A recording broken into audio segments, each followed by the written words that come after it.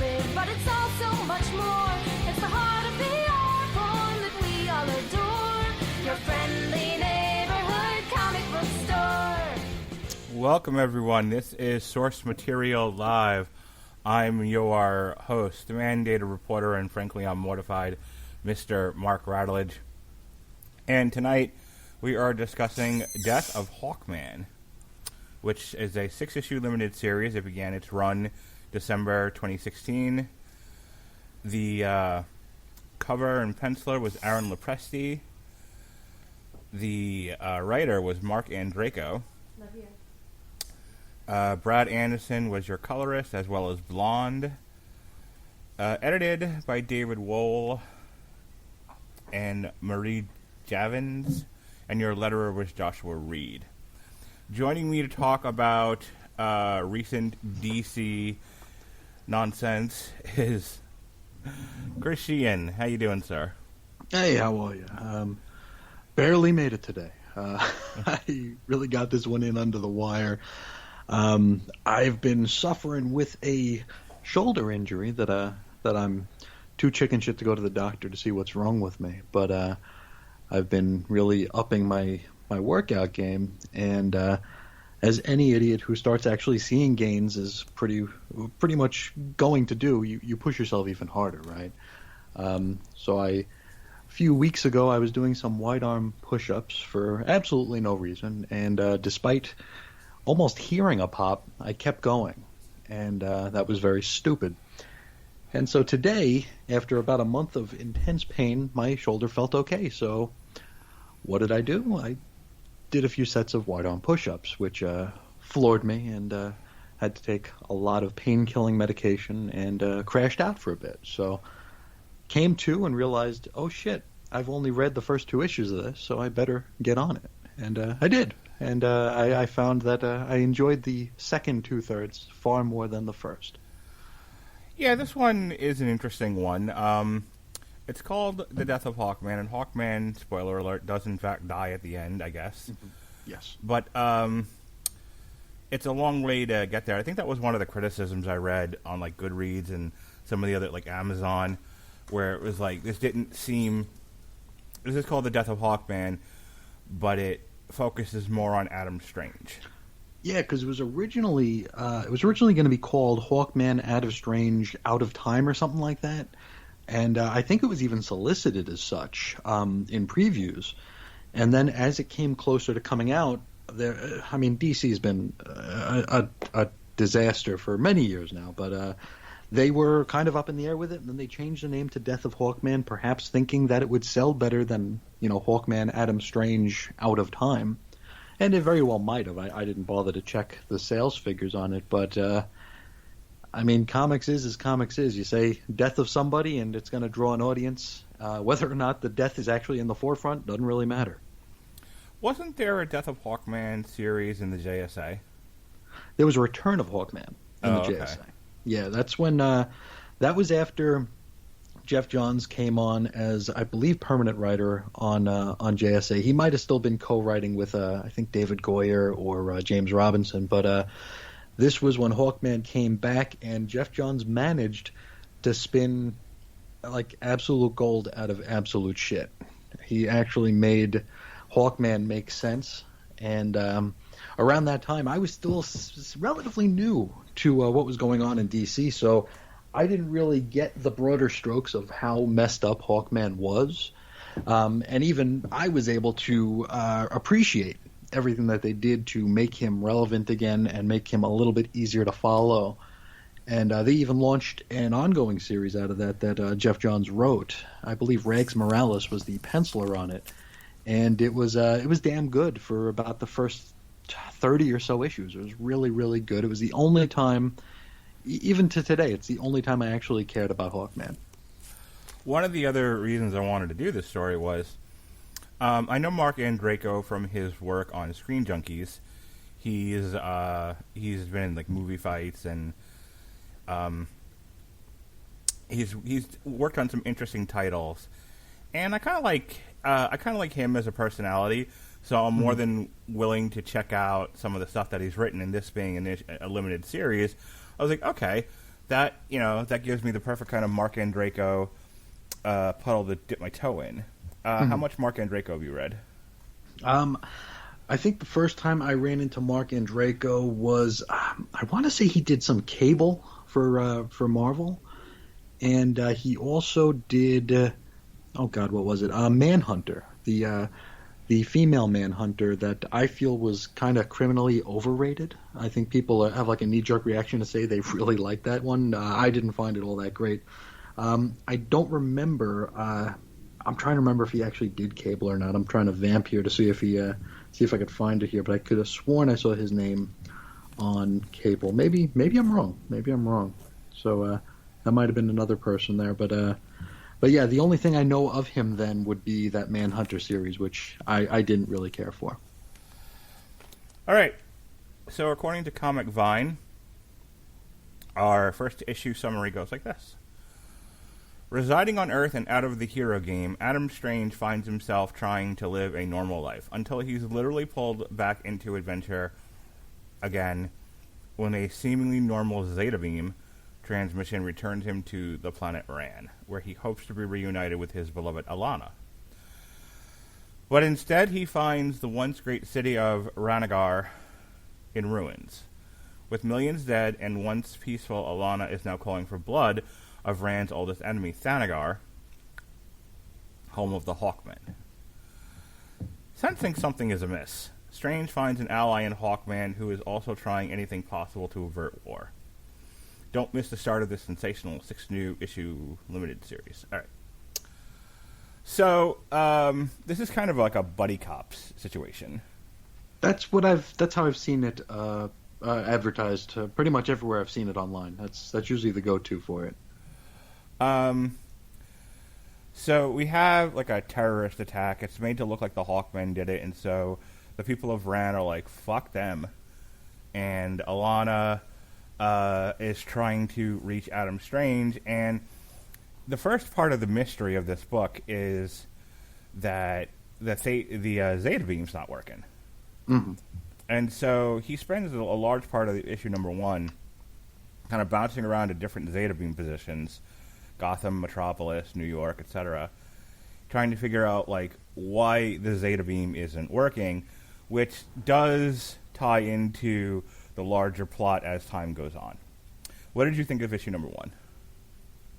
I read this a while ago, back when I was writing reviews for a DC site. I was trying to keep up with some of this stuff, and when I read this, this is relatively early in the Rebirth landscape here, less than a year in. And the thing that kept catching me on this is that it felt so dated. That's something that actually holds true for the entire series for me. It feels very just not of this time. And that's something I let myself get hung up on when I first read this back in 2016. Or I think it was, what did you say? It was December cover date, so probably October-ish of that year. So that was what I kind of got stuck on. Rereading it today, for this show, I liked it a bit more, but still felt like, I don't know, I felt like Adam Strange here, they're really trying to play up that he's some sort of like everyday chucklehead. And when they do that with these characters, it really takes a lot of like the zhuzh out of them for me. I don't need to see Adam Strange, play his PlayStation. I don't need to see any of that stuff. I get that what they're trying to go for here to, just to separate what he is in the day and what he is at night. But as far as a premise is concerned, not being able to access the beam that takes him to his wife, that's as good as any. And I guess for that it works. Also, wasn't this the issue where the Hawkman beat the shit out of somebody, and they did the he does that a lot. The screaming captain thing. Yeah, he does that a lot. I did notice what was it here? I don't know if the artist Lepresti, if he was actually following along with the script here, because we hear that Adam Strange lives in a studio apartment, and his apartment has many rooms in it. So I thought that was strange. And one line that caught me was a real try-hard line. He was God, he was meeting with somebody in, I think it was like in a LexCorp building, and he said he was part of the Justice League, and this guy's trying to pick out when he was part of the Justice League. He's like, I don't remember you being part of the League, and then he remembers that he was part of, this secondary, special government ops Justice League at the beginning of the New 52, and he's like, you had that other guy in it, the Dr. Doolittle guy, and it's like, dude, you can't remember Animal Man's name? I mean, it's not a this isn't a complicated name. This isn't like some sort of rare animal that he's named after. It's Animal Man. You remember Dr. Doolittle, but you don't remember Animal Man. That kind of annoyed me as being a little too try hard to land a joke that missed for me, and that's just the kind of stupid thing I get stuck on. Issue number 2, January 2017. Imprisoned on Rann and accused of being a spy for the enemy Thanagarians, Adam Strange finds a most unusual ally in his rescuer, Hawkman. Who knows his people are innocent of the recent devastating attack on Rann and is desperately searching for the truth of who began this conflict and why. So our mystery deepens here. There's a situation where there's another attack, and I think in this one, Alana believes her father is dead, and it's again the Hawkman who did it. Yeah. Adam Strange solicits Hawkman to try and help him, so that the Thanagar and Rann don't erupt into full blown war Again. I don't think. Yeah, I think does Despero start to appear in this issue?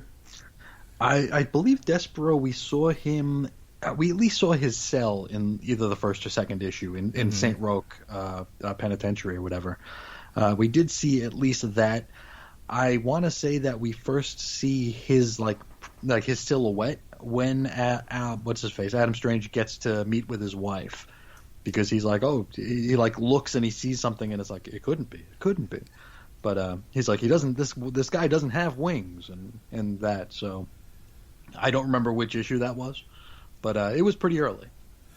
I know at one point in one of these issues they inspect his cell and they find that he has in fact escaped. Yeah, there's like some dude there in his place. Yeah. So issue number 2, talk to me about it. I have this like weird allergy to the Rann Thanagar conflict, or the conflicts. That and when you first told me we were going to do this one, and I realized what it was, I'm like, oh crap, it's Rann Thanagar crap.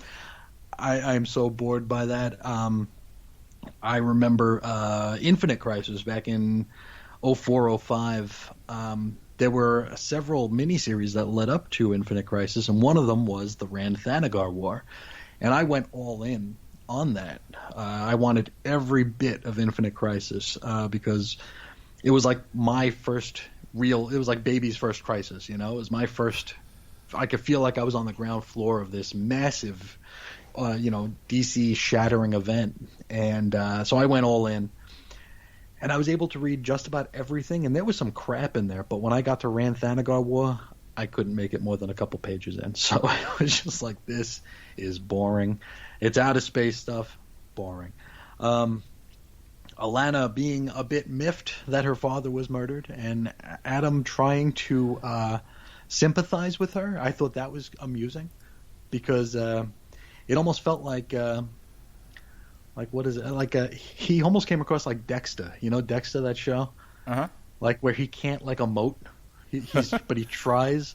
So like his Alana's like, oh, my father. And he's like, well, I know I should feel bad for you. And I guess I kind of do. But it was very weird.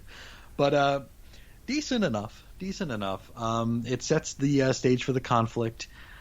We are in the age of decompression, and by hook or by crook, make this 6 issues long, so it could have been sooner. But for the world we're living in and the landscape the ball field that we're playing on, it was fine. All right, that brings us to issue number 3. With both Adam Strange and Hawkman on the run as intergalactic fugitives with bounties on their heads, the march to war between Thanagar and Rann intensifies. In order to stop it, the heroes must secretly try to unravel who or what is instigating hostilities while dodging pursuits from all corners of the universe. And you thought you knew Despero, you were wrong. All right, so I think we start to get... How is he different from ever before? I think issue number 3, we start to get an idea of what Despero's plan is. He's the one that was causing the Zeta Beam to get all screwy. Yeah. And it's because he plans to build He wants a big... the Nth metal. Yeah, he's building a big teleportation machine so that he can bring all the Nth metal to him, and then he can rule the universe, I guess. I don't know. Sure.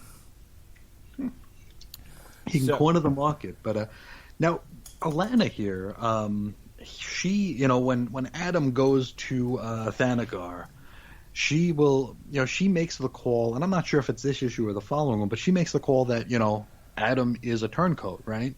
Right. And it's alluded to later on that maybe Despero clouded her mind to make her do that. Dude, Despero's the fucking emperor.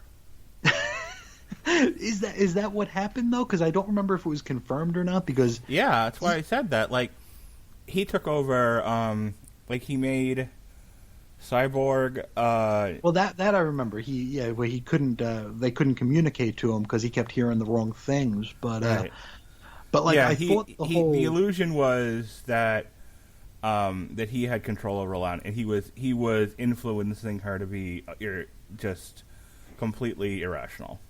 Yeah, because one of the conversations that that Hawkman and Adam had was that he can't make you do something you wouldn't otherwise do, which was a bit weird to me because because would Alana have done that on her own? Because this is supposed to be like influence rather than actual like mind effing. So I didn't realize whether or not it was like confirmed whether or not this is just her, being the dutiful whatever she is of Ran, or if this is a mind compromised sort of situation. The impression that I got is this version of Despero is also much more powerful than he was, I guess, pre-coma. Okay. So, anything else about issue number 3? Nah. All right, let's move on. Issue number 4. Having uncovered Despero's plans to acquire the Zeta energy, Hawkman and Adam Strange realize that hundreds of thousands of Thanagarians could perish in the process. But is it already too late for Thanagar? Wouldn't that be a shame? I know at one point, they were running around trying to avoid being shot at, and Hawkman, took a bunch of arrows. I think at one point, they find, shelter, and they're doing watches and stuff like that. What do you think of issue number 4? It was an issue number 4. It was... Issue 4 of any kind of miniseries is usually just like the dead point. You dread that month when you're following a 6-month story. The 4th month is just like, oh, come on, let's just move this thing along. But I thought this was cleverly told in that the first few pages of each chapter were later on, right? Where we're already sort of at the boiling point at the first couple of pages of each chapter, and then we go back to find out how we got a little bit more of how we got there. I thought that was all right, but it's really just a lot of building. Nth metal is up there with Shield and the Inhumans of things that I couldn't give a rat's ass about, so it's just kind of there. It's very MacGuffin-y. It's like, oh, we need the Nth metal. Oh, okay, well, let's write a story then. Yeah, it moved it on. Now, by this point, we figured out that Despero actually didn't kill Alana's father. Yeah, that, he's actually got him working as a for him. Yeah. He's been mind controlled. And I think up to this point, Despero also took revenge on his own people and those that were left. He made into his army to help build the machine. That's where we are with this. Mm-hmm. All right, issue number 5. As Despero's insane schemes nears fruition, the casualties rise for both Ran and Thanagar, and to the mind-controlled survivors, only 2 men are to blame. But Hawkman and Adam Strange are not the only intergalactic outlaws. They are perhaps the only 2 beings in the galaxy who can stop Despero and his army. But first, these 2 heroes must overcome unsurmountable odds to save themselves and the populations of 3 planets as their mighty forces led by Hawkwoman come to exact vengeance upon them. I barely remember Hawkwoman being in this story. I was just about to ask you, when did that happen? I don't remember her being there. I remember Hawkman's running buddy who becomes a Green Lantern, Right. and also the lizard-faced Green Lantern of Thanagar, and then the other Green Lantern of Ran being part of it. I don't remember Hawkwoman at all. Yeah, like she's in a panel, but like I don't remember her doing anything. So Hawkwoman completionists, you need this issue. What do you think of issue number 5? It was all right. I'm trying not to conflate the second half of the story here, but I liked seeing the Green Lantern show up. I liked his buddy getting the powers of Green Lantern and not having the foggiest idea what to do with it. He's just like, this is unexpected. I don't know what to do. And he's like, well, you do the thing. He's like, I can't. Well, you have the ring, so do the thing. Oh, so I thought that was pretty good. Despero doing what he did, I totally forgot about him just like slaughtering his own people. I thought that was pretty cool. I didn't remember which issue that was in, but that was cool because Despero he's a scary dude and really doesn't have any allegiances to anyone but himself. And he's also naked a lot, which is something, and we'll see that at the very end. But no, it was good progression. Good progression to get us to where we need to be with the big climax in the final issue. All right, and here is the big climax. The odds are impossible, but Hawkman and Adam Strange must team up as the fates of Ran and Thanagar and the known universe hangs in the balance. But can anyone or anything stop Despero? Don't miss the finale of this Red Hot miniseries. All right, so the big thing here is like Hawkman goes through the portal and ended up like absorbing the nth metal, but that ended up killing him. I didn't really understand what was happening. Yeah, it's like I thought it was actually like being pulled out of him. Uh-huh. Like the nth metal is like sort of in him, in a way. And Despero like siphons it all out, or he forces it out of himself to like overwhelm Despero. This is how I looked at it. I could be completely wrong. Hawkman is not someone I followed very much, but that's how I took it. Especially as Hawkman hits him like blows the back of his head out with this beam of just metal, and then the next time we see Hawkman, he looks kind of like a petrified Ronald Reagan. He's all very sunken in, looks like he's made out of like petrified wood, and very, very withered. So that's what I'm guessing, because I think the nth metal is. I want to say it's is it laced to his bones? I think that he has, not unlike Wolverine, I guess, with the adamantium, he's got this nth metal on his bones, and he just he used it to like just overload and zapped what's his face with it, Despero.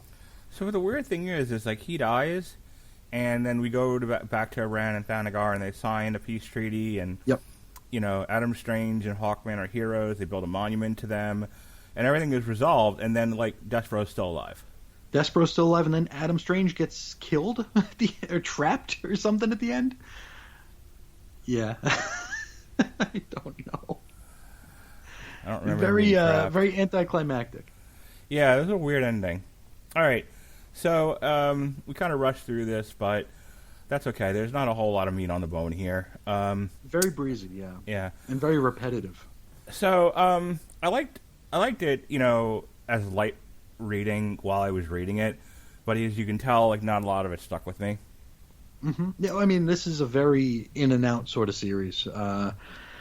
Because I always worry about how the sausage is made, and I let that hinder my enjoyment of things. So, like. When I hear that they changed the name of this at the very last minute, it's like, well, this really wasn't a priority. This is just something they were, crapping out to just get a few more eyes on a character here because they wanted to launch a Hawkman series coming out of it. And that's what they did. There was a Hawkman series. It still might be going on for all I know, but Hawkman ain't my guy, so I couldn't tell you.